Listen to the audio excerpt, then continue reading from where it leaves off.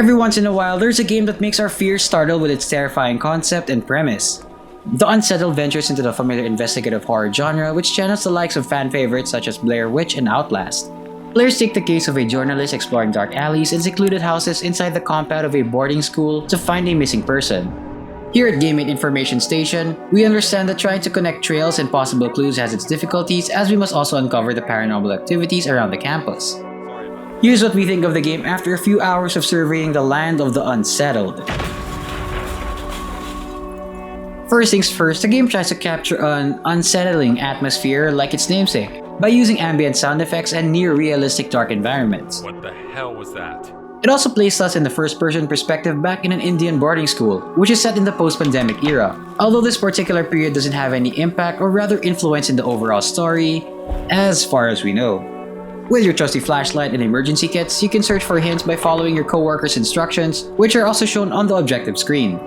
The game doesn't hold the player's hand that much when accomplishing the tasks on hand, but the objectives can be unclear and unresponsive at times. And usually you're left wondering what your next steps are unless you examine every inch of the place you're currently in. It's amusing how the sprint mechanic feels fluid and fast but looks unnatural for a slow-paced game.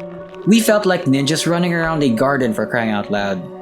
The game also has a rather unusual game design. Some doorways look a little bit too short to be an entrance, and the placement of staircase doesn't feel right.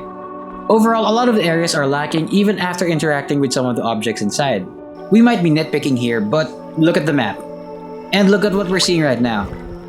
The topography of the area isn't even accurate. We're curious how the game will turn out from its cliched but interesting plot. Aside from this, you'll encounter odd-looking mannequins, eccentric portraits, as well as the iconic red light that makes your skin crawl at first sight. But these kinds of tactics tend to come off easily, as the game's noticeable flaw is that you tend to run around the place without some kind of activity in between. As much as we dislike being jump scared to death, the lack of consequences in our action shuts down any kind of tension that's been built. This shows up in moments such as constantly shuffling around the buildings to find keys and opening doors, just to go to another one and repeating the same thing. The game's tedious case of treasure hunting and finding keys to get from point A to point B isn't always a promising premise, but the story of Unsettled might convince players to stay and dig even deeper into its intriguing narrative, as is the case with most investigative horror stories out there. So if you're willing to try the Unsettled, you're still in for a treat with its chilling atmosphere and classic use of investigative horror mechanics. Thanks for watching! What are your thoughts on the Unsettled? Are there other horror games you want us to cover?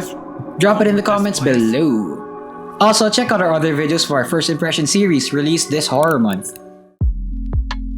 Till then, this is Game8 Information Station. We'll see you in the next one.